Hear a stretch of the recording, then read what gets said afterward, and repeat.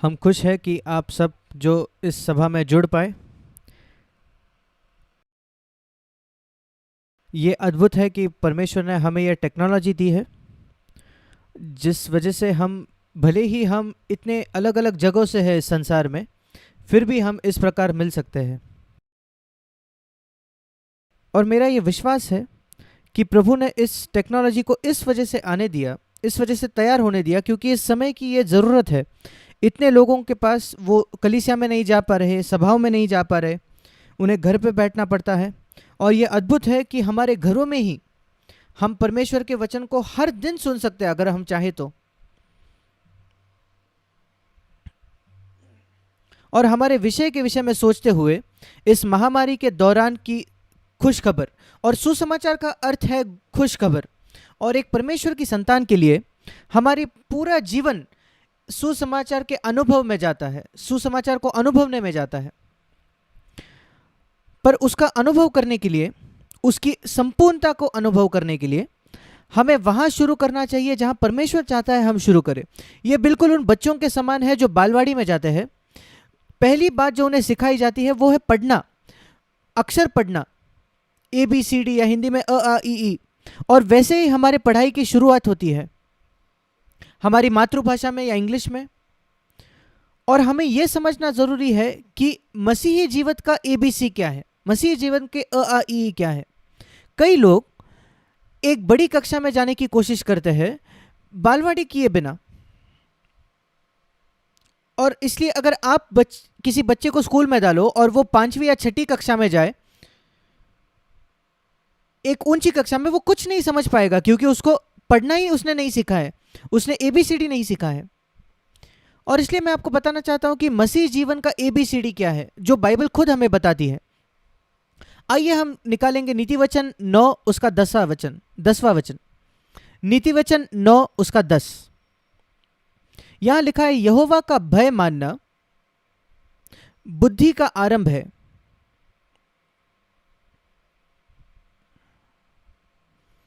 मैं कहता हूं मसीह जीवन का ABC या बुद्धि का ABC यह है। इसके पहले के अध्याय में बुद्धि का प्रतिनिधित्व यीशु मसीह करता है, मानो यीशु मसीह बुद्धि है, और वही हमें हमारे जीवन में किसी भी चीज से अधिक उसकी जरूरत है, ज्ञान से भी अधिक। और बुद्धि तो परमेश्वर का ज्ञान है जो बौद्धिक ज्ञान से या बाइबल के ज्ञान से अधिक है। कई मसीहों के पास बाइबल का ज्ञान है, और मैं कई लोगों से मिला हूं जिनके पास बहुत ज्यादा बाइबल का ज्ञान है, जो परमेश्वर को नहीं जानते, बिल्कुल भी शून्य जानकारी है परमेश्वर की। बाइबल का ज्ञान परमेश्वर के ज्ञान से अलग है। आपको पढ़ा लिखा होने की जरूरत नहीं है अगर आप परमेश्वर को जानना चाहते हो तो, पर आपको परमेश्वर का भय रखना जरूरी है। और यहां भय इस शब्द का अर्थ है आदर करना, परमेश्वर का आदर रखना। वो ही बुद्धि का आरंभ है, वो बुद्धि का ABCD है। और इसलिए हमारे मसीह जीवन का ABC है परमेश्वर के लिए एक आदर और परमेश्वर का भय।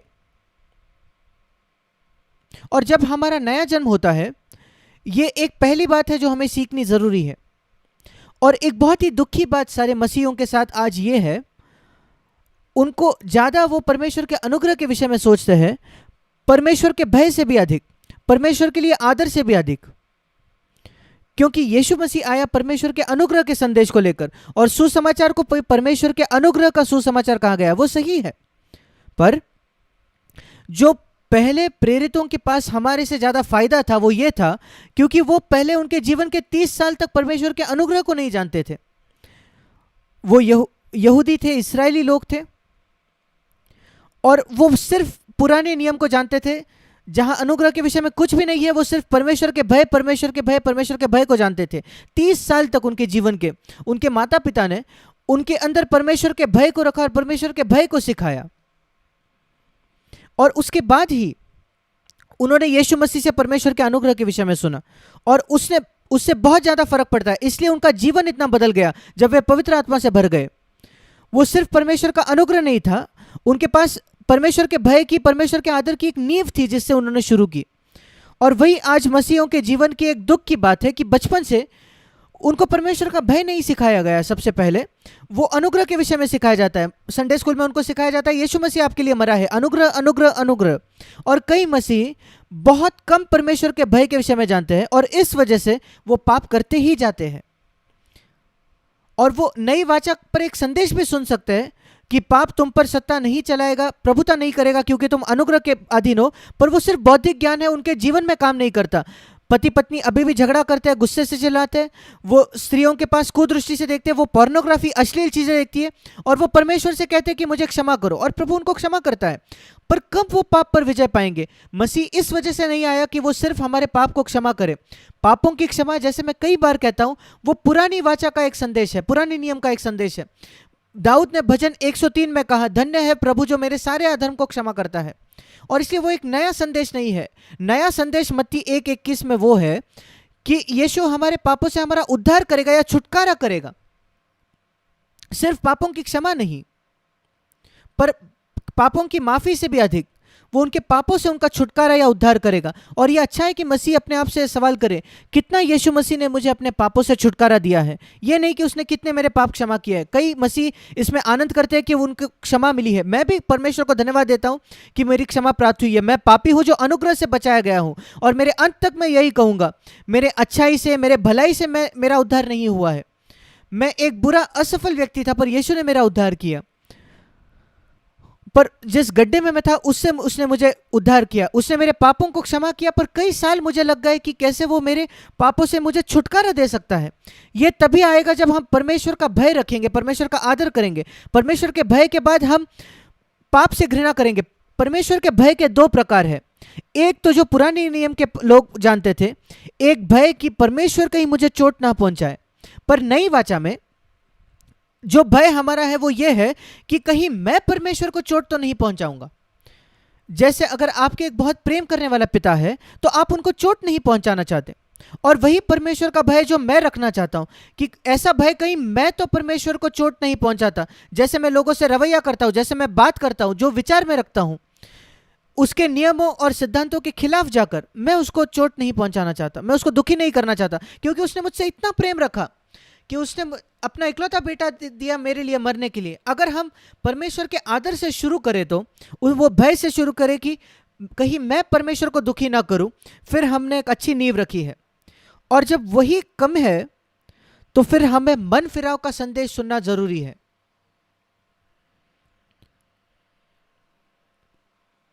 अगर हम प्रकाशित वाक्य को निकालें, प्रकाशित वाक्य की पुस्तक उसका 9वां अध्याय। प्रकाशित वाक्य एक ऐसा पुस्तक है जो अंत के दिनों के विषय में बहुत कुछ कहता है। और जब हम इस कोरोना वायरस के विषय में सोचते हैं जो हर देश तक फैल गया है, इस संसार में कोई भी देश इससे छूटा नहीं। हमारे पूरे जीवन काल में हमने किसी ने भी ऐसी कोई बीमारी नहीं देखी, या महामारी जैसे उसको कहा जाता है, जो हर एक देश में फैल चुका है।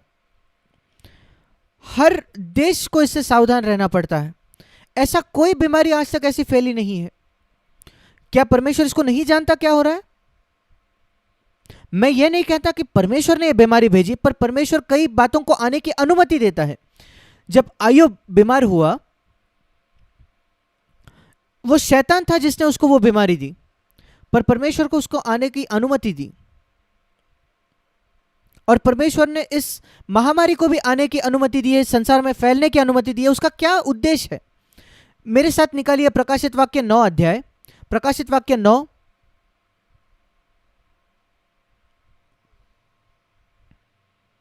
और 18 वचन में हम पढ़ते हैं। प्रकाशित वाक्य 9:18,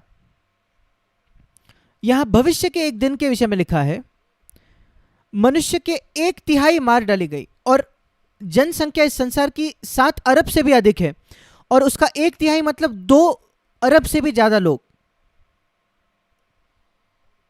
2 अरब लोगों से भी अधिक वो मार डाले गए 3 महामारियों की वजह से। कोरोना वायरस तो बस एक महामारी है, और आग और धुएं और गंधक से जो उसके मुंह से निकलते थे, और यह प्रतीकात्मक भाषा है, और बुरे दुष्ट आत्माओं के विषय में यह है जो पहले भी इस अध्याय में लिखा गया है। और वो आग और गंधक जो है वो प्रतीक है अलग अलग प्रकार के, शायद जंतु के या कीटाणु के, जो बीमारी लाते हैं। और क्या हुआ? 20 वचन, बाकी मनुष्यों ने जो इन मरियों से न मरे थे उन्होंने मन नहीं फिराया। क्यों? ये उद्देश्य क्या है इन महामारियों का? कि लोग अपना मन फिराए, अपने पाप से मुड़कर ये परमेश्वर की ओर मुड़े। क्या उन्होंने मन फिराया? नहीं, उनमें से कईयों ने नहीं मन फिराया। किस बात से उन्होंने मन नहीं फिराया? अपने हाथों के कामों से उन्होंने मन न फिराया। जो पाप वो करते थे, दुष्टात्माओं की और सोने और चांदी और पीतल और पत्थर और काठ की मूर्तियों की पूजा करने से, जो न देख न सुन न चल सकती है। और उसके बाद भी 21 वचन में उन्होंने मन नहीं फिराया, जो खून और टोना और व्यभिचार और चोरी, उनके कामों में, उनके विचारों में, उनके चोरी से भी उन्होंने मन नहीं फिराया, पापों से। 16वां अध्याय, प्रकाशित वाक्य 16 अध्याय,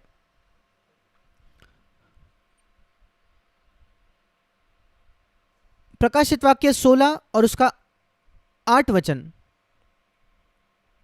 चौथे स्वर्गदूत ने अपना कटोरा सूर्य पर उंडेल दिया और उसे मनुष्यों से आग से झुलसा देने का अधिकार दिया गया। याद रखिए, यह सब प्रतीकात्मक भाषा है, ये अक्षरशः नहीं लिखा, पर यह प्रतीक है जिसकी सच्चाई हम देखेंगे।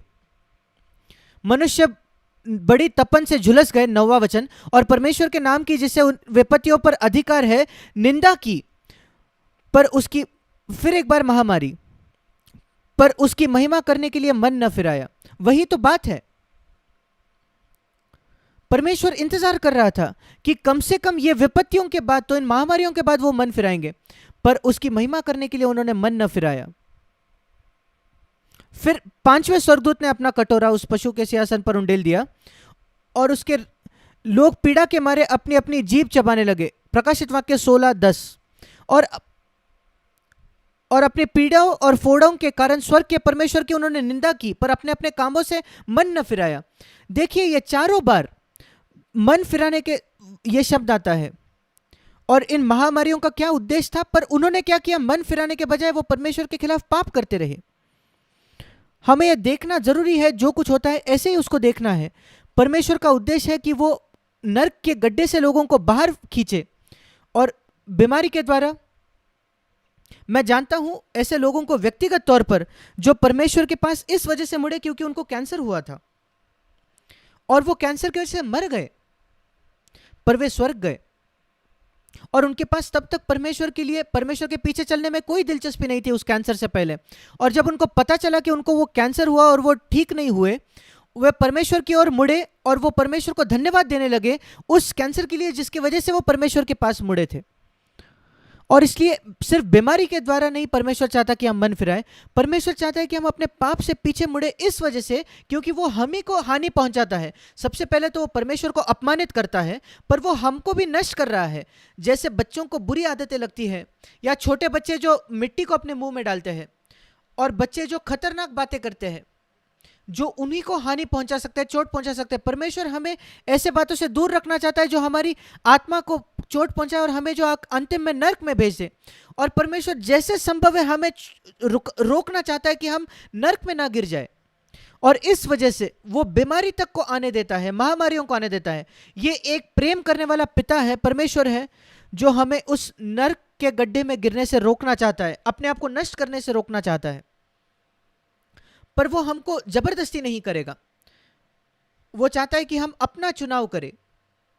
और अगर हम अपना चुनाव करेंगे और पीछे मुड़ेंगे, फिर परमेश्वर का आशीष हमारे जीवन पर होगा। और मन फिराव का संदेश जो है ये सिर्फ संसार के लिए नहीं है जो नहीं फिराता। प्रकाशित वाक्य पुस्तक में पहले बार मन फिराव का संदेश आता है, वो संसार के लिए नहीं है, वो कलीसिया के लिए है। कलीसिया को प्रभु कहता है कि तुम मन फिराओ, प्रकाशित वाक्य की पुस्तक में।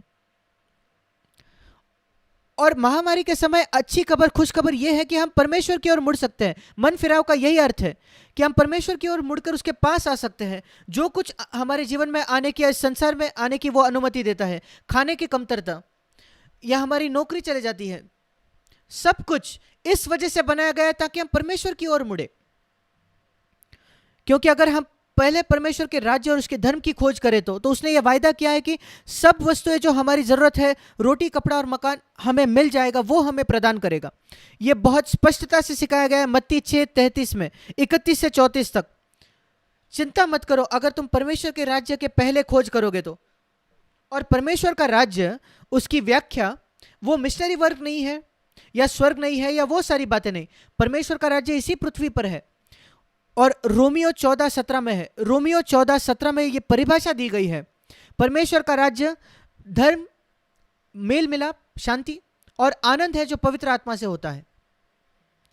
धर्म मतलब पाप से छुटकारा, शांति या मेल मिलाप मतलब परमेश्वर से क्योंकि हमारे पाप क्षमा किए गए हैं, और शांति मनुष्यों के साथ मेल मिलाप क्योंकि हम झगड़ा करना रोक देते हैं, और आनंद हमारे हृदयों में प्रभु का आनंद जो हमारा सामर्थ्य है, ये सब पवित्र आत्मा के द्वारा। और यही परमेश्वर का राज्य है रोमियो 14:17 में।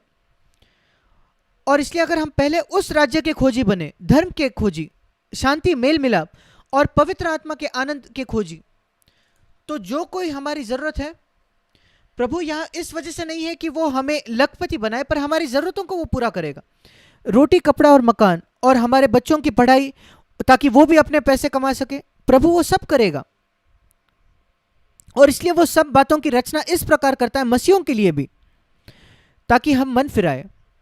और जैसे मैंने कहा, प्रकाशित वाक्य की पुस्तक में परमेश्वर सबसे पहले प्रभु तो उन कलीसियाओं को, 7 कलीसियाओं को संदेश देता है, और उसमें से 5 कलीसियाएं बहुत ज्यादा पीछे फिसल चुके थे।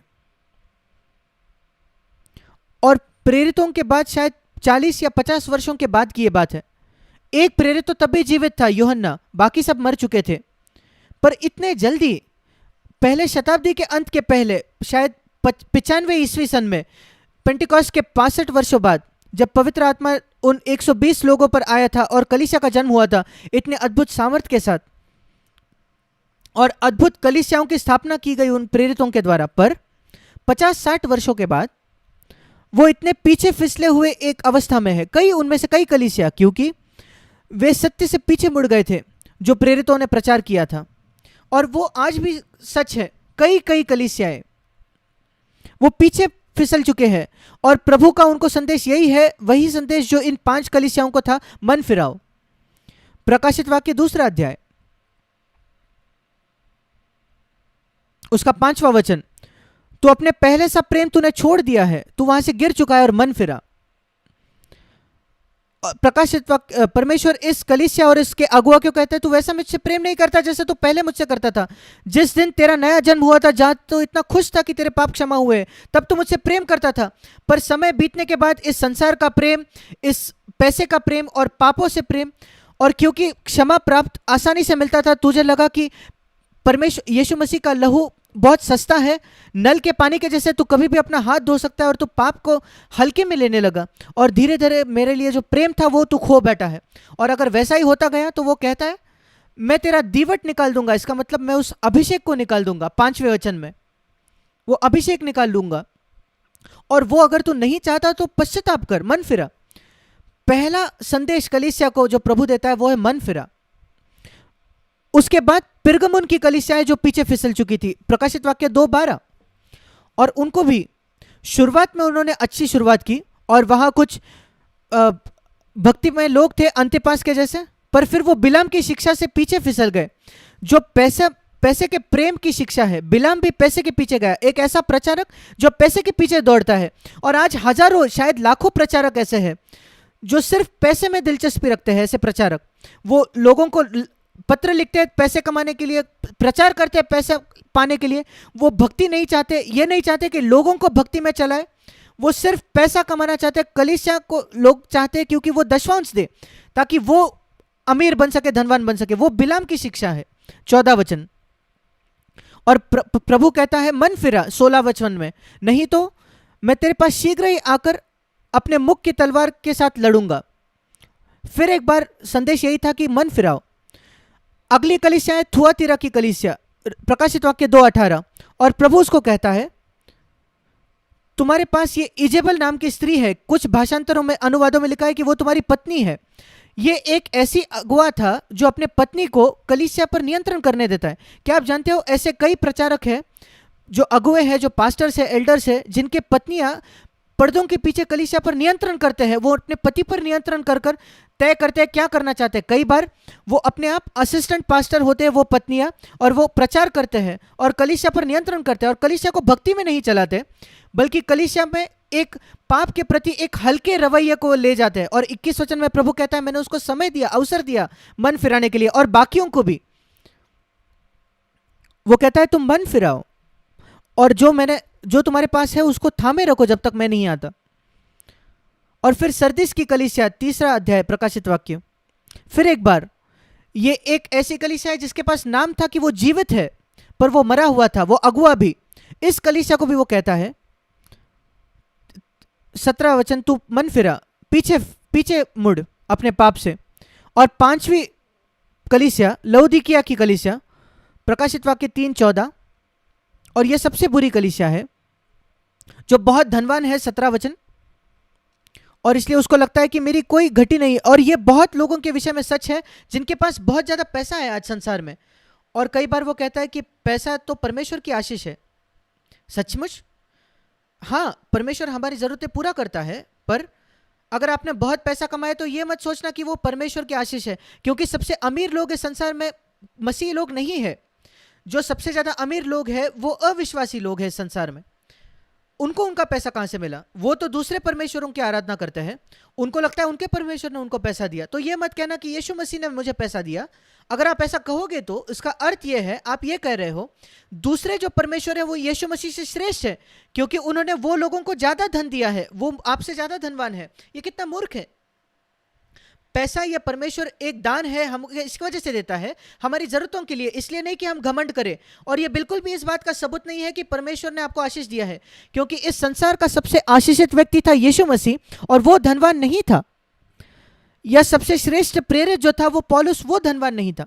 वो कहता है कई बार उसके पास भोजन खरीदने के लिए पर्याप्त पैसा नहीं था। उसके विषय में आप क्या कहोगे? पर यहां एक कलीसिया है 17 वचन में जो कहती है मैं धनवान हूं, मैं धनी हूं। और जो लोग ऐसे जगह आ जाते हैं वो सोचते हैं कि उनकी कोई घटी नहीं है, उनको ऐसा लगता है, और इसलिए वो नहीं जानते 17 वचन में कि वो अभागा, तुच्छ, कंगाल और अंधा और नंगे हो चुके हैं।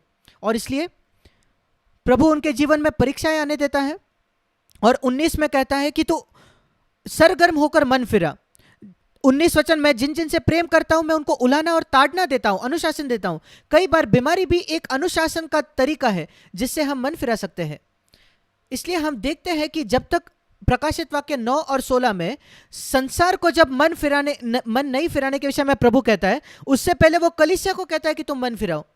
कलीसिया को पहले संसार को मार्ग दिखाना है मन फिराने के विषय में, पाप से पीछे मुड़ने के विषय में। और आप एक मसीह होने के नाते अगर अपने जीवन से पाप से नहीं मुड़ रहे हैं तो फिर आप संसार पर दोष नहीं लगा सकते कि जब महामारी आती है वो पाप से नहीं मुड़ेंगे। अच्छी खबर, खुश खबर यह है कि परमेश्वर इस संसार में हर एक व्यक्ति की, हर एक चीज की इस वजह से उपयोग करेगा कि हम उसकी ओर वो हमें खींच ले। और ये परमेश्वर के संतानों के पास एक अद्भुत ऐसा वायदा है। और अगर आप नहीं जानते तो ये रोमियो 8:28 में है, जो जहां लिखा है, ये एक अद्भुत शास्त्र है। रोमियो 8:28 से लेकर 49 वचन तक, 39 वचन तक, माफ करने, ये एक ही भाग है। और इसकी शुरुआत यहां से होती है। हम जानते हैं, अब कई लोग इसको नहीं भी जानते, पर हमें यह जानना जरूरी है कि परमेश्वर जिनसे प्रेम रखता है उनके लिए सब बातें मिलकर भलाई ही को उत्पन्न करता है।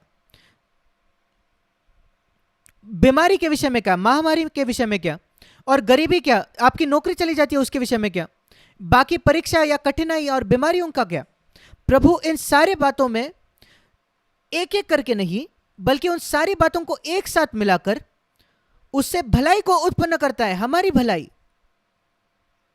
यह एक अद्भुत जगह है जहां हम आ सकते हैं, पर यह सबके लिए नहीं है, यह याद रखें। यह वायदा सबके लिए नहीं है, हर एक व्यक्ति के लिए नहीं है इस संसार में, नहीं, एक छोटे सीमित झुंड के लिए है, उन लोगों के लिए भी नहीं जो कहते हैं कि वो मसीही है। वो एक ऐसे झुंड के लोगों के लिए है, 28 वचन, रोमियो 8:28, जो परमेश्वर से प्रेम रखते हैं। इसका मतलब जो परमेश्वर से अपने बाकी हर किसी से ज्यादा या हर व्यक्ति वस्तु से ज्यादा प्रेम करते हैं। यीशु ने कहा अगर आप उसके शिष्य होना चाहो तो आपको अपने पिता, माता, भाई, बहन, पत्नी, बच्चों से अधिक प्रेम करना पड़ेगा, नौकरी, पैसा, हर एक व्यक्ति से, हर एक चीज से ज्यादा।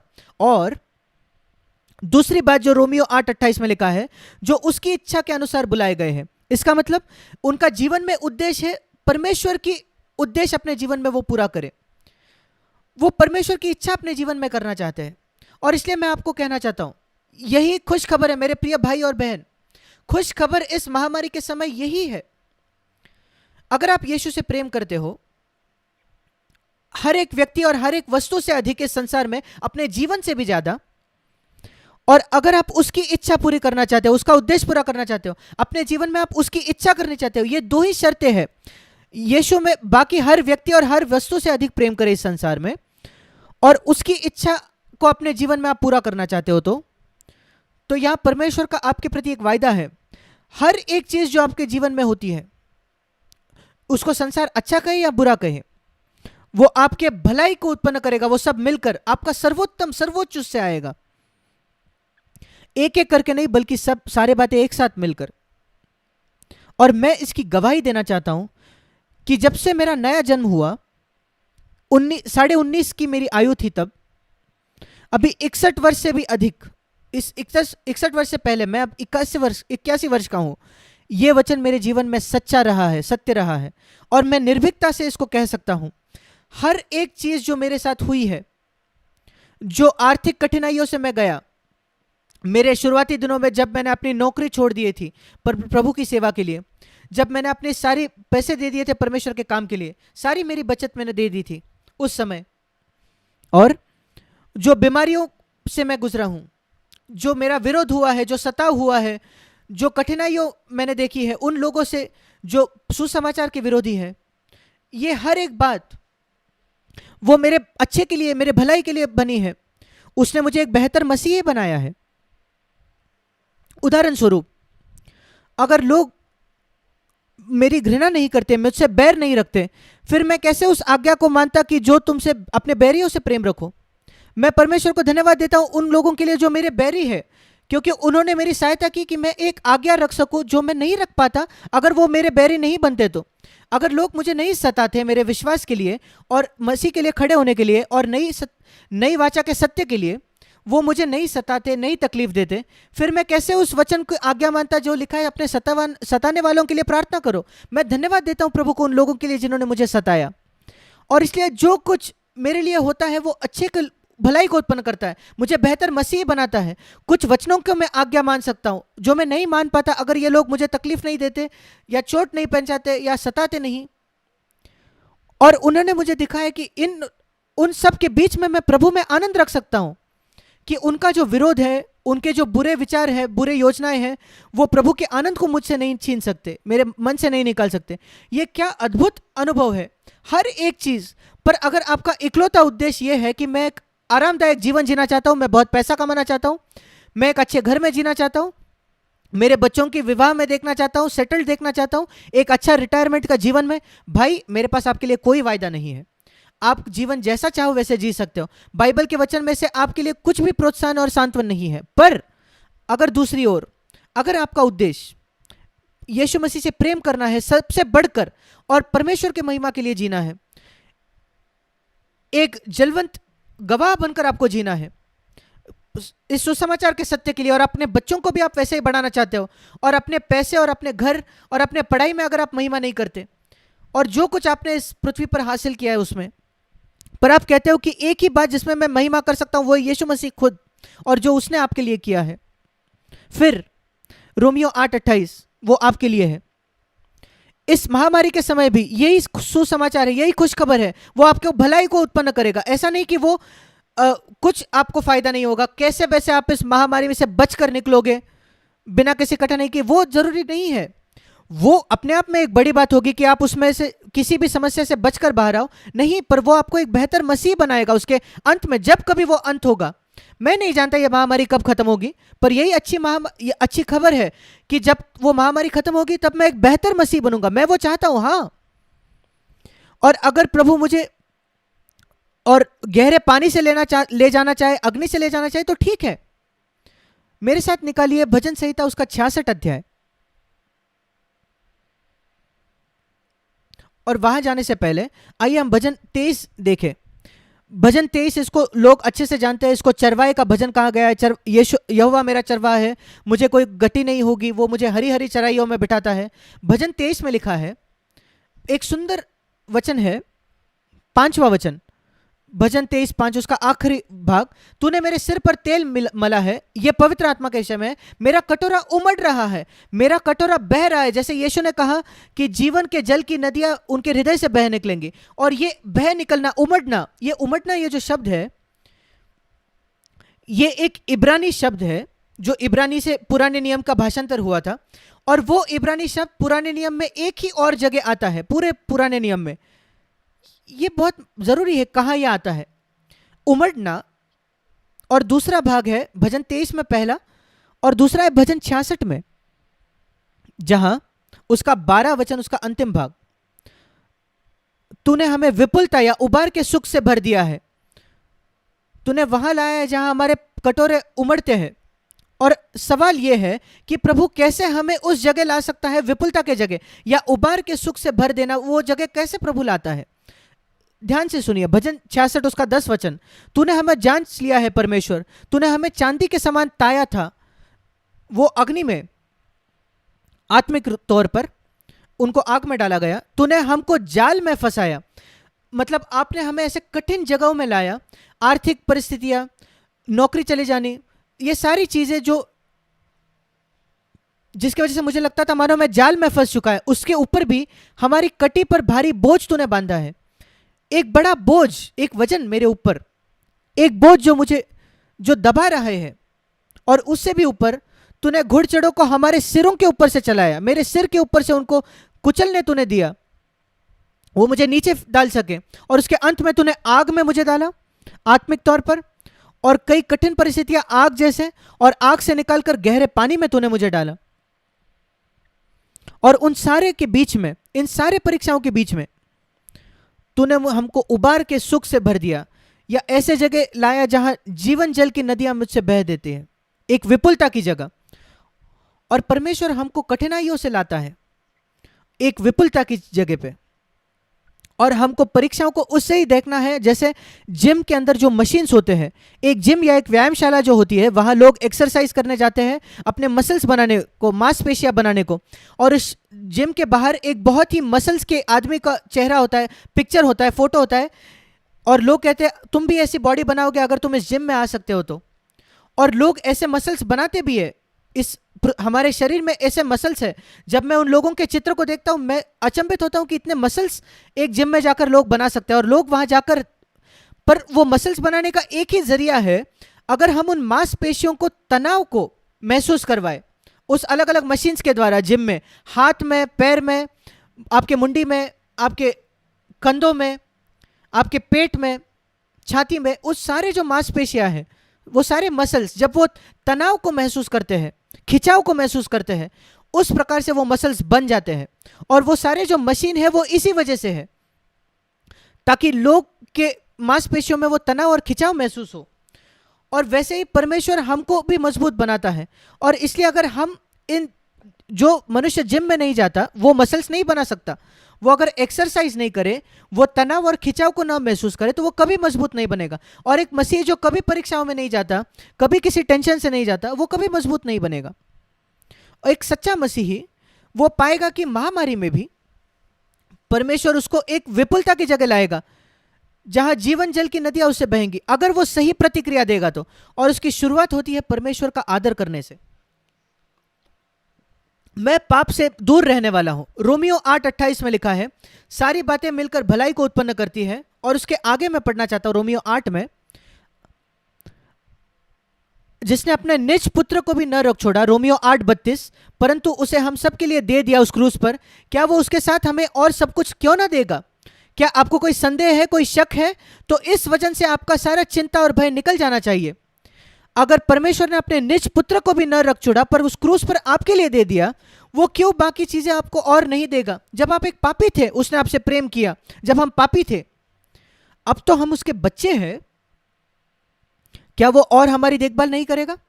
दूसरा उदाहरण देने के लिए, हम सड़क के भिखारी थे और उसने तब हमें उठाया और हमें अपने बच्चे बनाया, और अब जब हम उसके संतान हैं, क्या वो हमारे लिए और नहीं करेगा? जरूर। और फिर आगे लिखा है, जो कुछ हो जाए मैं इस बारे में निश्चित हूं कि इन सारी बातों में 37 वचन, पहले 35 वचन में पढ़ता हूं, कौन हमको मसीह के प्रेम से अलग करेगा?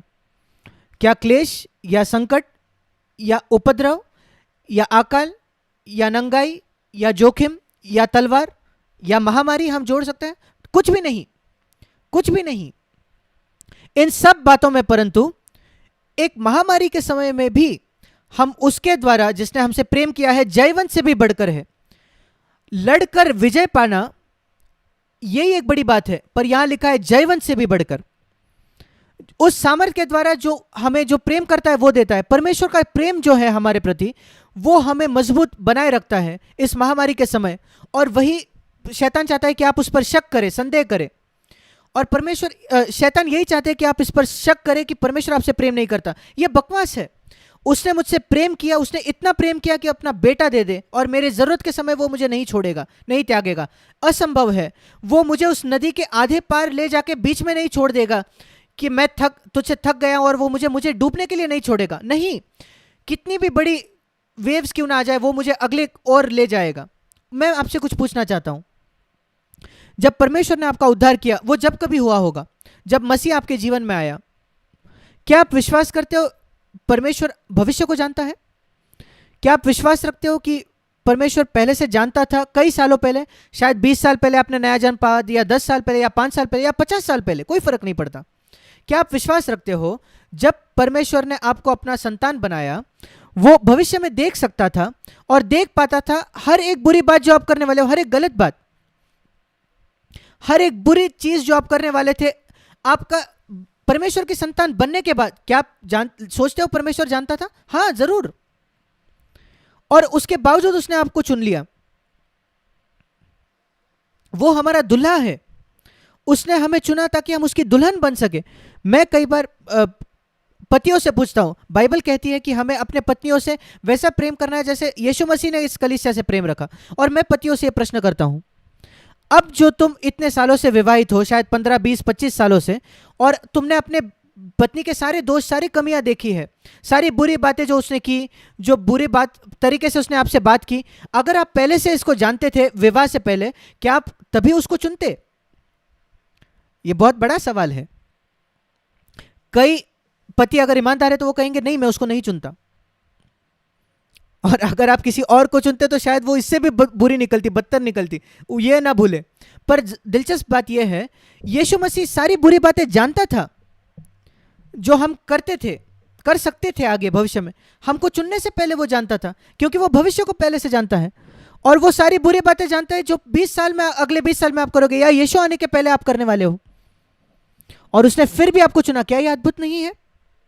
फिर हमें क्या करना चाहिए? क्या हमें उसका फायदा उठाना है? उसके प्रेम का फायदा उठाकर पाप पे जीना है? हमें शर्म आनी चाहिए अगर यह हमारी प्रतिक्रिया हुई तो। प्रभु, मुझे शर्म आती है कि मैंने तेरे प्रेम की प्रतिक्रिया इस प्रकार से, इतने स्वार्थी तरीके से दी है। मैं प्रतिक्रिया इस प्रकार देना चाहता हूं, उसी प्रेम से जो तूने मुझसे प्रेम किया।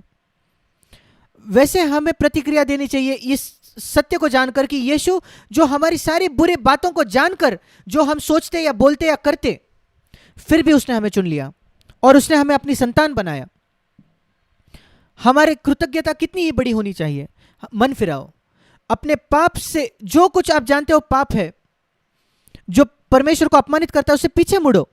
परमेश्वर का आदर, परमेश्वर का भय, यह भय कि कहीं आप परमेश्वर को चोट नहीं पहुंचाओ, उसको दुख नहीं। क्या आपने उसको दुखित किया है? मेरे भाई, मेरे बहन, अपने जीवन को परख कर देखिए। क्या आप यीशु मसीह को दुख ला रहे हो, चोट पहुंचा रहे हो? अपने स्वर्गीय पिता को क्या आप चोट पहुंचा रहे हो? आप जैसे बात करते हो, जैसे आप लोगों से बर्ताव करते हो, आप लोगों को क्षमा नहीं करते। ये एक बात है जो परमेश्वर मेरे हृदय पर बहुत जोर देता है कि मैं उस पर जोर दूं अपने प्रचार में। हर एक व्यक्ति को क्षमा करो। कई लोग, उनके जीवन बहुत बुरे होते हैं क्योंकि वो क्षमा नहीं करते दूसरों को। मैं आपसे को एक सवाल पूछना चाहता हूं, जरूरी सवाल। क्या आपकी एक बहुत कठिन सास है? क्या आपने उसको क्षमा किया है? जो कुछ बुरा उसने आपके प्रति किया है उसके लिए। क्या आपको बहुत कठिन एक दामाद मिला है या एक बहू बहुत कठिन है आपकी? या आपका बेटा बेटी जिसकी वजह से आपको बहुत समस्या का सामना करना पड़ा, ठीक है, क्या आपने उनको क्षमा किया है? आप तो मसीह हो, आपको उदाहरण होना है। आपको सबसे पहले वो पाप की क्षमा करना दिखाना चाहिए किसी भी बात से पहले। क्या आपने उन लोगों को क्षमा किया है जो आपके ऑफिस में जिन्होंने आपको चोट पहुंचाई, आपके रिश्तेदार, आपके बाजू आजू बाजू रहने वाले, जिन लोगों ने आपकी जायदाद चुरा ली जो आपकी जायदाद थी, क्या आपने उनको क्षमा किया है? क्या आपके खिलाफ किसी ने भी बड़ा अपराध किया है, जो इससे भी बड़ा अपराध जो आपने परमेश्वर के खिलाफ किया हो? परमेश्वर के खिलाफ हमारा पाप इतना बड़ा है और उसने वो पूरा क्षमा कर दिया। वो हमें बुलाता है कि हम भी दूसरों को क्षमा करें। और इस संघर्ष और महामारी और अनिश्चितता का समय एक ऐसा समय हो कि हम परमेश्वर के निकट आए और हमें सहायता करे कि हम सबको क्षमा करें। क्या आपने अपने पत्नी को क्षमा किया है? सारी मूर्ख बातें और बुरी बातें जो उसने आपके खिलाफ की, क्या आपने आपके पति को क्षमा किया है? क्यों उसने आपको छोड़ दिया या अविश्वास था या जो कुछ उसने किया हो, वो कहते उसने वो कितनी बुरी बात उसने की, मैं उसको नहीं क्षमा कर सकता। फिर आप जानते हो परमेश्वर क्या कहता है? मैं आपको क्षमा नहीं कर सकता। मत्ती 6:14, यह बिल्कुल स्पष्ट है। अगर आप दूसरों को क्षमा नहीं करोगे तो आपका स्वर्गीय पिता भी आपको क्षमा नहीं करेगा। और अगर एक बात से हमें मन फिराने की जरूरत है, और हमने प्रकाशित वाक्य में देखा कैसे महामारियों का उद्देश्य यह है कि लोग मन फिराए, और एक बात जिससे हमें मन फिराने की जरूरत है वो है लोगों को क्षमा न करना, ऐसा एक रवैया रखना, लोगों से कड़वाहट रखना। मैं यह भी कहना चाहता हूं, हम अपने याददाश्त से वो बातें नहीं निकाल सकते। वो जो चीजें और जो घटनाएं जो हो गई वो हमारे याददाश्त में रहेंगी, हम उससे नहीं छुटकारा पा सकते। वो बातें हमारी याददाश्त में रह जाते, पर हमारे हृदय में हम लोगों को क्षमा कर सकते हैं। हमारे हृदय और याददाश्त में बहुत बड़ा फर्क है। मैं वो सब बुरा नहीं भूल सकता जो मैंने किया या जो दूसरों ने किया, ये तो याददाश्त की बात हो गई। पर मैं जानता हूं कि मेरा अतीत परमेश्वर यीशु के लहू से पूरा साफ हो चुका है और मुझे उसकी चिंता करने की जरूरत नहीं। और मैं जानता हूं जिसने मुझे चोट पहुंचाई, मैंने हर एक व्यक्ति को क्षमा किए, इसलिए मैं साफ हूं। यद्यपि वो चीजें मेरी याददाश्त में, क्या आप नहीं जानते, याद रखते उन सारी बुरी बातों को जो आपने की, आपके उद्धार से पहले, उद्धार से बाद? पर आप जानते हो कि आपने मन फिराया और परमेश्वर ने आपको क्षमा किया, पर फिर भी आप याद है, पर आपको अपराधी नहीं लगता, दोषी नहीं लगता, क्योंकि यीशु मसीह के लहू ने आपको शुद्ध किया है। और अगर यीशु के लहू ने आपके लिए इतना सब किया है, तो क्या आपको नहीं लगता कि आपको दूसरों को दया दिखाना है? और इसलिए उससे मन फिराइए इस महामारी के समय। एक दूसरी बात जो इस समय हमारे मन में आती है वो है भय। भविष्य में क्या होगा? अगर बातें ऐसे ही चलते रही, अगर महामारी अगले 2-3 साल तक चलती रही, तो क्या हम जीवित रहेंगे? अगर 5 साल तक महामारी रही तो क्या? हमको लगा कुछ महीनों में महामारी चले जाएगी, अगर अगले 5 साल तक महामारी टिकी रही तो क्या होगा? मैं आपको एक वचन दिखाना चाहता हूं, यशायाह का पुस्तक, उसका 8वां अध्याय, यशायाह 8 में और 12 और 13 वचन, उसका अंतिम भाग 12 वचन का, यशायाह 8:12। यहां राजद्रोह के विषय में लिखा है, यशायाह 8:12। ये सारे लोग उसको राजद्रोह कहते हैं, और उस राजद्रोह की जगह आप उसको महामारी पढ़ सकते हैं। सब लोग कहते हैं कि यह महामारी है, यह गंभीर है और यह इतने लोगों को मारने वाला है, और वो अभी तक उसकी इलाज नहीं मिला। पर तुमको उससे भय नहीं रखना है। जिस बात से वो डरते तुमको उससे नहीं डरना है। वो उसको महामारी कहे, जो चाहे वो कहे, पर जिस बात से वे डरते हैं उससे तुम्हें न डरना है और न उसका भय खाना। उसके अलावा सेनाओं के यहोवा ही को पवित्र जानना, उसी का डर मानना और उसी का भय रखना, 13 वचन, और वो तुम्हारा भय रहेगा। और जो बाकी लोग जिससे डरते हैं, हमें उससे नहीं डरना है, हमें परमेश्वर का भय रखना है, जिसी से मैंने शुरुआत की थी। परमेश्वर का भय बुद्धि का आरंभ है। और लिविंग बाइबल जो एक भावानुवाद है, उसमें बहुत सुंदरता से इन वचनों का अनुवाद किया गया है। अगर तुम परमेश्वर से डरते हो, फिर तुम्हें और किसी चीज से डरने की जरूरत नहीं, महामारी से भी नहीं। अगर आप परमेश्वर का भय रखते हो, फिर किसी और बात की भय रखने की जरूरत नहीं। क्या सुंदर संदेश है। अगर आप परमेश्वर से भय नहीं रखते, फिर आप हर एक बात से भय रखो जो इस संसार में होता है। यह महामारी नहीं, हर एक बात से डरना। पर अगर आप प्रभु से डरते हो, परमेश्वर से डरते हो, फिर आप किसी भी और बात से डरने की जरूरत नहीं। और मैं आपको बताना चाहता हूं, भय और विश्वास ये विरुद्ध है, विपरीत है। परमेश्वर में विश्वास और क्या होगा इसका भय, मेरे साथ क्या होगा इसका भय, ये विपरीत है, विरुद्ध है। जब भय आता है विश्वास चले जाता है, वो दोनों एक ही हृदय में नहीं रह सकते। जब विश्वास आता है भय भाग जाता है। आपको चुनाव करना है, आप क्या चाहते हो अपने हृदय में, एक प्रेम करने वाले पिता में विश्वास और यीशु जो हमारा उद्धार करने वाला है, या भय जो आपके अंदर अखबारों से डाला जाता है, समाचारों से डाला जाता है जो इंटरनेट पे है, और लोग क्या कहते हैं आपके आसपास में, और वो क्या कहते हैं आगे क्या होने वाला है, कोई भविष्य नहीं जानता परमेश्वर के अलावा, पर फिर भी वो कहते हैं कल ये होगा, और आप वो सब सुनते हो, वो सब सुनते हो, और अपने मन को आप इससे भर लेते हो जो लोग कहते हैं, परमेश्वर के वचन से भरने के बजाय और परमेश्वर की वायदों के बजाय। फिर आपको टेंशन में जीना पड़ेगा जिंदगी भर। पर अगर विश्वास अंदर आएगा, और विश्वास क्या है मैं वो भी आपको बताना चाहता हूं। यीशु मसीह ने हमें सिखाया प्रार्थना करने के लिए, और उसने हमें कहा सबसे जरूरी बात जब आप प्रार्थना करो वो है विश्वास रखना। सबसे पहले तो आपको सबको क्षमा करना है, मत्ती 6, क्योंकि अगर आप क्षमा नहीं करोगे तो लोग सुनेगा भी नहीं आपकी परमेश्वर आपकी प्रार्थना भी नहीं सुनेगा, ये याद रखिए। भजन 66:18 में एक वचन है, भजन 66:18, जहां लिखा है, अगर मेरे मन में अनर्थ की बात होती या पाप होता, अगर मेरे मन में पाप सोचता तो प्रभु मेरी न सुनता।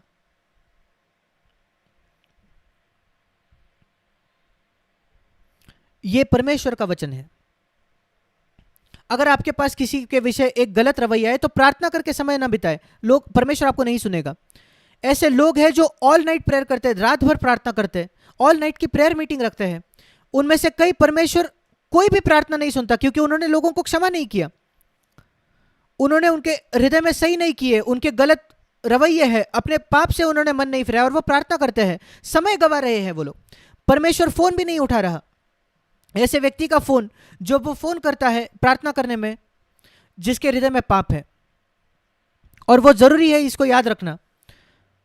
और मत्ती 6 में यह भी लिखा है 14 और 15 में, यदि तुम मनुष्य के अपराध क्षमा करोगे तो तुम्हारा स्वर्गीय पिता भी तुम्हारे क्षमा करेगा, यदि तुम मनुष्य के अपराध क्षमा न करोगे तो तुम्हारा पिता भी तुम्हारे अपराध क्षमा न करेगा। मत्ती 6, 14, 15। और अगर परमेश्वर आपको क्षमा नहीं करेगा, वो आपकी प्रार्थना नहीं सुनेगा, आपके पास एक गलत रवैया है।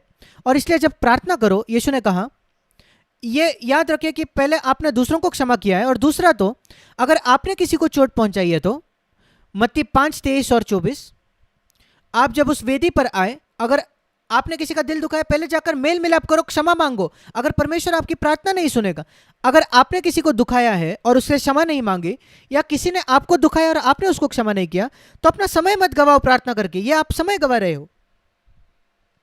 पहले अपने हृदय को साफ करो, और उसके बाद जब आप आपके हृदय को साफ कर चुके हो तो फिर यीशु ने कहा मत्ती 6:9, तुम इस रीति से प्रार्थना किया करो।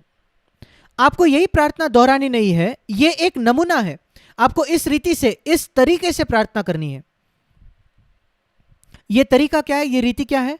जब आप अपने प्रार्थना की शुरुआत करो, यह मत कहो कि प्रभु मेरी ये तकलीफ है, मेरी बीमारी है, मेरा बच्चा बीमार है, मेरा ये समस्या है, मुझे पैसा चाहिए, मुझे नौकरी चाहिए, मुझे पत्नी चाहिए। नहीं, ऐसी शुरुआत मत करो। हमारी सारी समस्याएं इस वजह से है क्योंकि हम अपनी प्रार्थना ऐसे शुरू करते हैं। शुरुआत परमेश्वर से कीजिए और उसके राज्य से। क्या आप जानते हो पहले 4 शब्द बाइबल में, हिंदी में पहले 3 शब्द, उत्पत्ति 1:1, आदि में परमेश्वर, वो पहले 3 शब्द है हिंदी बाइबल में, हिंदी में 3 शब्द है, और वो पहले 3 शब्द आपके जीवन में होने चाहिए हर दिन। जैसे ही आप उठते हो सुबह, आदि में परमेश्वर, पहले उससे बातचीत कीजिए, उससे पहले सुनिए।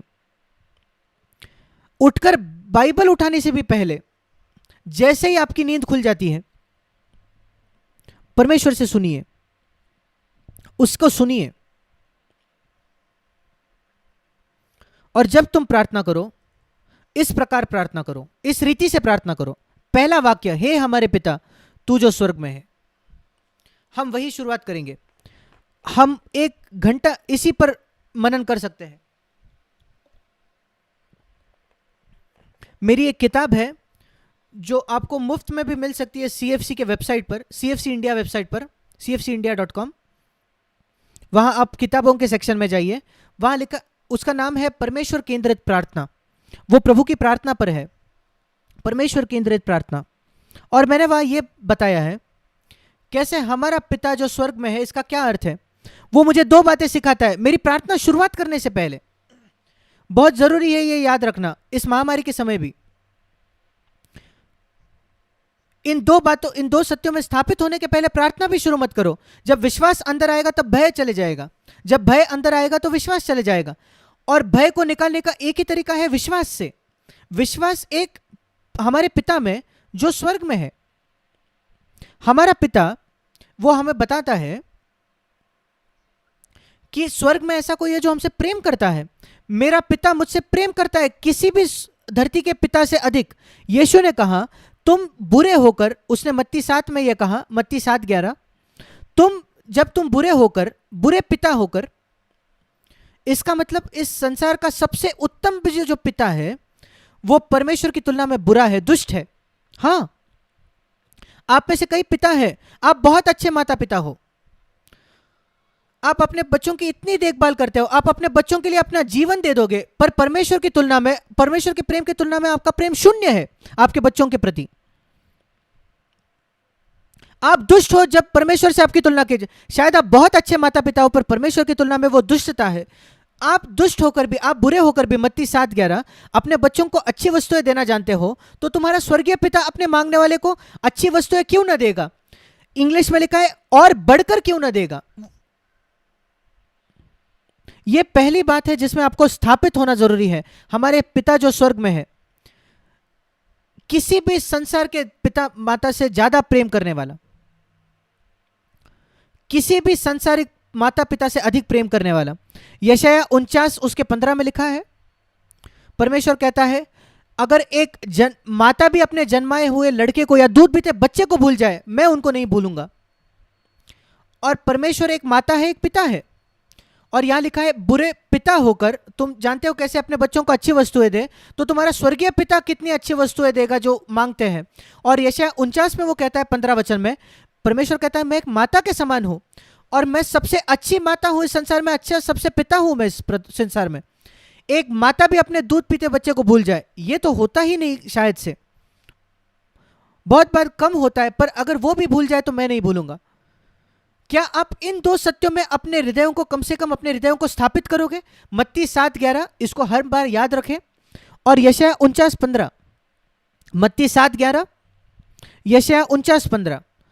परमेश्वर एक प्रेम करने वाला पिता है, परमेश्वर प्रेम करने वाला माता है।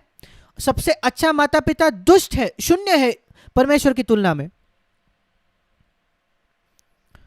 और 1 से 100 में अगर हम गुण दे तो परमेश्वर को 100 गुण देते हैं, और सबसे अच्छे माता पिता को इस संसार में 1 से भी कम गुण हम देंगे। अगर आप उस पर विश्वास रख सको, मैं उस पर विश्वास करता हूं, मैंने उसका अनुभव किया है 61 वर्षों के लिए। मैं ऐसे ही बुद्धि से कुछ नहीं कह रहा, किताबी बातें नहीं कह रहा। मैं एक मसीह घर में मैं पैदा हुआ, मेरे माता पिता ने मुझे सिखाया। मेरे पिता तो नया जन्म पाए हुए मसीह थे, उन्होंने ये प्रभु की प्रार्थना बोलना सिखाया। मेरा नए जन्म से भी पहले हर दिन मैं जब उठता था सुबह, मैं घुटनों पर आकर प्रार्थना करता था, हे हमारे स्वर्गीय पिता तेरा नाम पवित्र माना जाए, तेरा राज्य आए। और एक तोते के समान मैं वो प्रार्थना करता था, और उसके बाद ही मैं अपने बिछाने से नीचे आता था। पर मैं अपने जीवन में इसको कभी नहीं जानता था। पर एक दिन आया जब मैंने मसीह को स्वीकार किया और मैं थोड़ा ज़्यादा जान गया। पर जैसा समय बीतता गया मैं इस बात को समझता गया कि परमेश्वर इतना प्रेम करने वाला पिता है। मैंने ये जाना कि वो मुझसे उतना ही प्रेम करता है जितना उसने यीशु से प्रेम किया। ये दूसरा एक सत्य है जिसको आपको याद रखना है। यूहन्ना 17:23, यूहन्ना 17:23 इसको लिख कर रखिए, याद रखिए। यूहन्ना 17 उसका 23। परमेश्वर हमसे वैसा प्रेम करता है जैसा उसने यीशु से प्रेम रखा। अगर हम उसके शिष्य हैं तो, हर एक व्यक्ति के लिए नहीं इस संसार में, पर अगर आप एक शिष्य हो यीशु के, तो वो उतना ही प्रेम करता है आपसे जितना यीशु से करता था। क्या आपको लगता है यीशु मसीह पर कोई हानि आ सकती थी बिना यीशु परमेश्वर की अनुमति के? क्या आपको याद है जब हेरोदेस राजा सारे बेथलेहम के बच्चों को मारना चाहता था और यीशु को मारना चाहता था उसके जन्म के समय, और परमेश्वर ने यूसुफ और मरिया को पहले ही चेतावनी दी और वो इजिप्ट को चले गए, और जब वो राजा आया वो नहीं था। और लूका 4 में हम पढ़ते हैं शायद 200 लोग होंगे वहां, पता नहीं, और वो आराधनालय में उसको पहाड़ के ऊपर ले गए, उसको नीचे फेंकने के लिए, उसको मारने के लिए, क्योंकि उनको उसका संदेश नहीं पसंद आया। और वो उनके बीच में से निकल कर चले गए। ये कैसे हो सकता है जब 200 लोग आपको पकड़कर एक पहाड़ के चोटी पर ले जाते हैं? और मैंने कई बार इस पर सोचा है, प्रभु ये कैसे संभव है? कोई स्वर्गदूत नहीं आया, वहां कोई चमत्कार से छुटकारा नहीं हुआ, वहां लिखा है वो उनके बीच में से निकल कर चला गया। और मैंने सोचा ये कैसे संभव है? मैं तर्क करने लगा, शायद ये 200 लोग ऐसे विवाद करने लग गए, कहां से यीशु को फेंके, यहां से फेंके या वहां से फेंके। और जैसे वो बात कर रहे थे, झगड़ा कर रहे थे, यीशु मसीह वहां से निकल गया। और 15 मिनट बाद जब वो सहमत हुए तो यीशु वहां था ही नहीं। परमेश्वर इतना अद्भुत परमेश्वर है, परिस्थितियों को इतना अच्छे से वो बनाता है। मैंने इसको अपने जीवन में देखा है। पर लोगों ने मुझे सताने की कोशिश की, चोट पहुंचाने की कोशिश की, वो कभी नहीं सक्षम हुए। रोमियो 8:28, ये हमारा स्वर्गीय पिता है। ये याद रखिए, इस महामारी के समय हमारे पास एक प्रेमी पिता है। दूसरी बात, हमारा पिता जो स्वर्ग में है, इस पृथ्वी पर नहीं। इस संसार, स्वर्ग में रहने वाला मतलब जो इस संसार को चलाता है। मेरा परमेश्वर इस सृष्टि को चलाता है, वो हर एक बात के नियंत्रण में है। और अगर आपने थोड़ा सा भूगोल पढ़ा होगा, आप ग्रहों को जानते हो और सितारों को जानते हो। क्या आप जानते हो ये संसार इतना बड़ा है, ये सृष्टि इतनी बड़ी है, और ये तारे इतने लाखों लाखों मील हमसे दूर है। हमको एक बिंदु मात्र वो दिखते हैं, एक छोटे से बिंदु, पर वो बहुत बड़े हैं। वो हमारी ये जो सोलर सिस्टम, सौर प्रणाली है, उससे भी बड़े हैं। क्या आप जानते हो एक ऐसा तारा है जिसमें हमारी संपूर्ण सौर प्रणाली बैठ जाए, पर वो दिखता तो एक छोटा बिंदु जैसा है, क्योंकि वो इतना दूर है। और ये सृष्टि इतनी बड़ी है, इतनी विशाल है, और ये पृथ्वी एक छोटे से बिंदु जैसा, एक धूल के दाने जैसा। और इस छोटे दाने पर उससे भी छोटा दाना है जो मैं हूं और आप है। और मेरा पिता जो स्वर्ग में है वो इस संसार को इस सृष्टि को चलाता है। हम किस बात से डर रहे हैं? हमको क्यों डरना है? यीशु मसीह ने कहा मत्ती 28:18 में, स्वर्ग और पृथ्वी का सारा अधिकार मुझे दिया गया है। हां, क्योंकि वो मरकर जी उठा, पिता ने उसको पूरा अधिकार दिया, स्वर्ग और इस पृथ्वी पर भी। वो नियंत्रण में है, इस महामारी के नियंत्रण में है। वो तय करेगा वो कब तक सीमित है, कब तक चलेगी ये महामारी, और कोई मनुष्य उसके हाथ को रोक नहीं सकता। पुराने नियम में हम एक राजा के विषय में पढ़ते हैं, बहुत दुष्ट राजा था, नबूकदनेस्सर नाम का। दानियल की पुस्तक में हम इसको पढ़ते हैं। वो बेबीलोन का राजा था, और वो इतना गर्व से भर गया, घमंड से भर गया कि परमेश्वर ने उसको दंडित दिया, और एक बहुत ही कठोर दंड उसको दिया गया। और वो एक प्राणी के जैसे बन गया, वो घास फूस खाने लग गया कई सालों तक। और फिर उसने मन फिराया, जब उसको पता चला कि परमेश्वर है जिसने उसको वैसे नम्र किया था, नीचे लाया था, और परमेश्वर ने ही उसको राज्य दिया था। और जब उसने मन फिराया, और जब वो परमेश्वर के पास आया मन फिराकर, मैं चाहता हूं कि आप सुनो ये शब्दों को जो उसने कहे। दानियल 4:34 और 35, दानियल 4:34 और 35, अद्भुत ऐसे शब्द है। मैंने देखा है पूरे बाइबल में परमेश्वर के सर्वसत्ता के बारे में सबसे सिद्ध शब्द है पूरे बाइबल में। और ये एक अन्य जाति के राजा ने कहा जब उसने मन फिराया। दानियल 4 उसका 34 और 35, उस कठोर दंड के बाद जब वो चंगा हो गया उसकी मानसिक समस्या से, हम उसके पहले के वचनों में इसके विषय में पढ़ते हैं। 34 वचन में, मैंने अपनी आंखें स्वर्ग की ओर उठाई और मेरी बुद्धि फिर जो की त्यों हो गई। उसकी बुद्धि चली गई थी, वो मेंटल हो गया था। तब मैंने परम प्रधान को धन्य कहा और जो सदा जीवित है उसकी स्तुति और महिमा यह कहकर करने लगा, क्योंकि मैं यह समझ गया उसकी प्रभुता सदा की है। दानियल 4:34, और उसका राज्य पीढ़ी से पीढ़ी तक बना रहने वाला है। और इसको सुने, पृथ्वी के सब रहने वाले उसके सामने, आप, मैं, आपके शत्रु, आपके दोस्त और हर एक व्यक्ति जो इस संसार में है, उसके सामने तुच्छ गिने जाते हैं या शून्य है।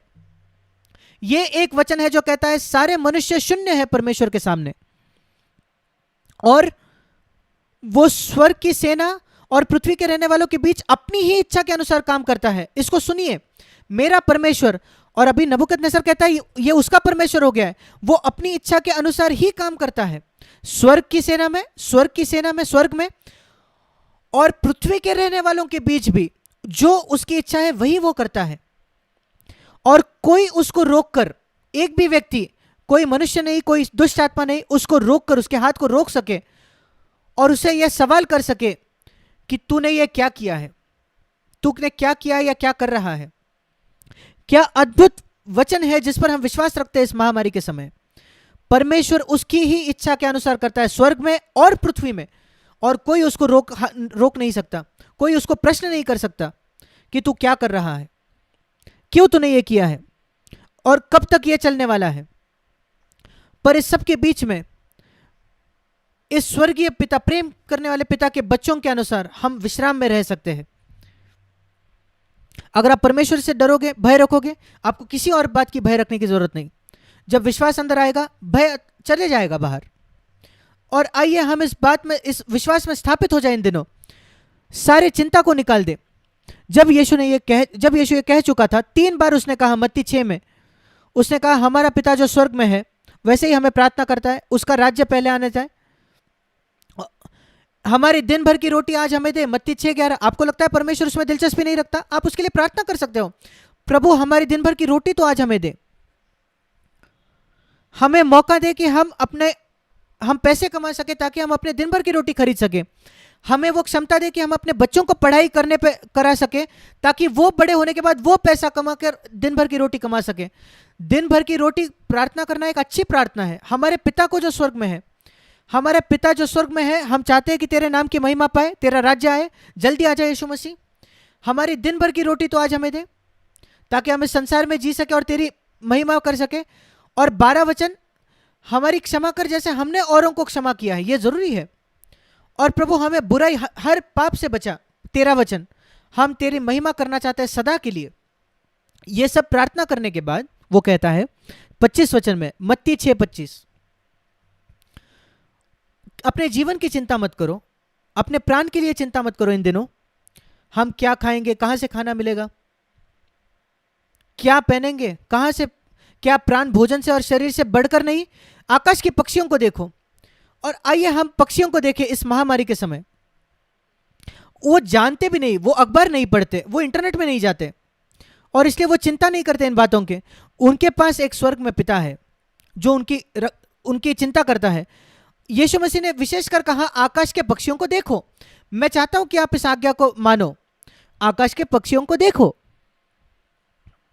वे ना तो बोते हैं, ना काटते हैं, और ना खत्तों में वो अखबार नहीं पढ़ते, वो समाचार नहीं सुनते, वो नहीं जानते क्या हो रहा है, वो कल के बारे में कुछ नहीं सुनते, उनको मेडिसिन नहीं मिलती, ट्रीटमेंट नहीं मिलती, हॉस्पिटल में वो नहीं जाते, पर परमेश्वर उनकी चिंता करता है। क्या तुम्हारा मूल्य उससे अधिक नहीं है? जरूर। हाँ, मैं ये नहीं कह रहा कि हमें हॉस्पिटल नहीं जाना है, हमें ट्रीटमेंट नहीं लेना है, या हमें अखबार नहीं पढ़ना है, मैं ये नहीं कह रहा। मैं कह रहा हूं कि आप ये विश्वास नहीं रखते आपका उनसे अधिक मूल्य है। और उसके बाद चिंता करके क्या आप 1 घंटा भी अपना जीवन बढ़ा सकते हो? यीशु कहता है 1 दिन छोड़ दो, 1 घंटा बढ़ा सकते हो क्या चिंता करके? क्या होगा, क्या होगा, क्या होगा? क्या उससे आपके जीवन का 1 घंटा भी बढ़ सकता है?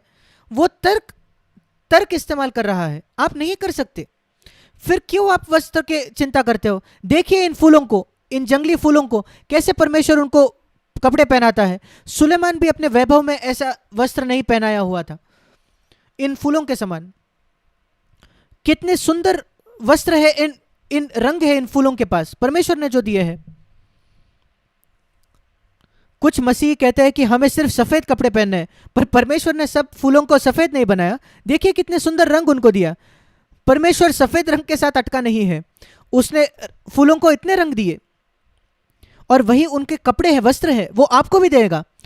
क्यों आप चिंता करते हो कि हम क्या खाएंगे? 31 वचन, क्या हम पिएंगे? ये अन्य जातीय लोग इस पर चिंता करते हैं। आज कई लोग इसकी चिंता करते हैं, अन्य जातीय इन सब वस्तुओं के चिंता करते हैं। हाँ, वो चिंता करते हैं जो गैर मसीह है, पर आपके पास एक स्वर्ग में पिता है जो आपसे प्रेम रखता है, जो इस संसार को चलाता है, और वो जानता है कि आपकी ये आवश्यकता है इन समय पर। आप क्या करना चाहिए आपको? इसलिए पहले तुम परमेश्वर के राज्य के खोजी बनो। 33 वचन, उसका धर्म, उसका राज्य क्या है? रोमियो 14:17, धर्म, मेल मिलाप और आनंद पवित्र आत्मा में। एक पवित्र जीवन जीने के खोजी बनो। अपने हृदय में शांति बनाए रखो, एक शुद्ध विवेक रखो हर समय, हर एक व्यक्ति के साथ मेल मिलाप रखो, शांति बनाए रखो जहां तक संभव है आपकी ओर है। और उस आनंद में रहो कि आपके पाप क्षमा हो चुके हैं, परमेश्वर आपका पिता है, पवित्र आत्मा में आनंद। और ये सारी बातें जो आपकी जरूरत है, आपकी जरूरत के अनुसार वो आपको मिल जाएगी।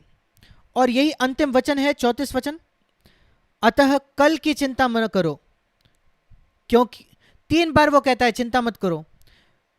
वो कहता है हमारे पिता को हम स्वर्गीय पिता कहें, और चिंता मत करो 25 वचन, चिंता मत करो 31 वचन, चिंता मत करो 34 वचन। 3 बार चिंता मत करो, चिंता मत करो, चिंता मत करो। यह परमेश्वर का संदेश है इस समय। कल की चिंता मत करो।